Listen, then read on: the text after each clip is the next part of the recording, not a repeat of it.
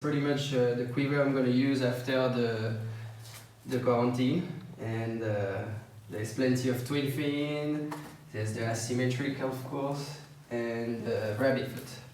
This is the one I'm based on for the future surf and for my first surf after my accident. There's some new boards and some old board from Stretch, Ryan's, Fernand, Shaper Local, and Rob Vaughan also. This one, it's like this new twin fin that he made me. We had the first twin fin. It was a little bit flat on the nose, so I was nose diving after my hairs, and this time he made a little rocker, so the board looks super good. And it was working really well before my accident. That was the board I was using.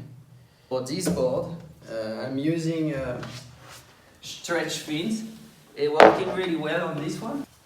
They're pretty large and long in the same time. I also try with those fins. So the Lovelace killed fins. They were too large. It was not working well. So this is the right fin for this board. This is the diamond of the moment. It's working super well. The blank is from Morel. And the pop of this board is amazing. So with this board I'm using Lovelace kill fin. I've been trying to find the limit of this board for paddling. It goes a little bit too fast. Keen for all the straight airs and the big airs. Really fast, really tight.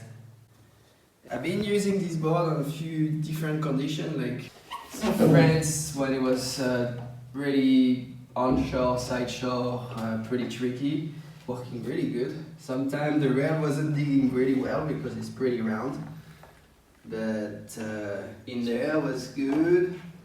It was fast, it got so much flow and paddled really good. It's a pretty good board to take on the trip.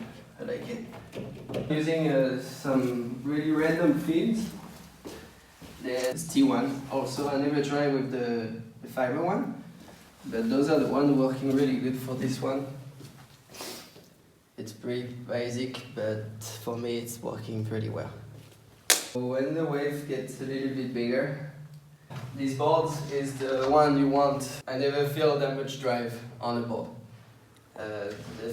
This whole setting is super good because it's a taller board, it's 6.0, and the cut that Stretch made is a 5.6, so it's pretty strange.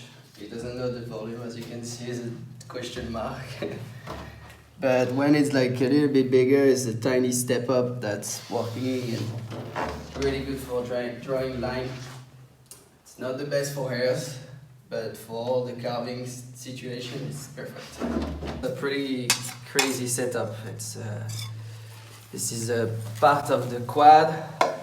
Let's go here, and the tiny quad, and we have the kill fin twin.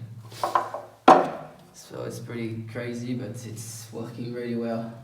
One of the local shapers made me this one. It's from France, Fernand. It looks pretty interesting. It looks pretty sick, pretty wide. It looks like a skateboard actually. And I'm not sure on what condition I will use it, but looks fun. Surfed it in France a couple of times. Damn, sometimes it's completely wrong. It doesn't work at all. And sometimes it's working really well. The best that's ever worked was in the Canary Islands. It's a pretty crazy wedge, so the white is always pushing me forward, and so I always have some speed. Pretty sick. And but in France, you have to find the right condition for surf it.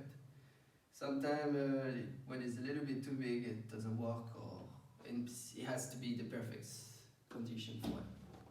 So that's why it's pretty good, and it's pretty much a challenge every time you're taking it.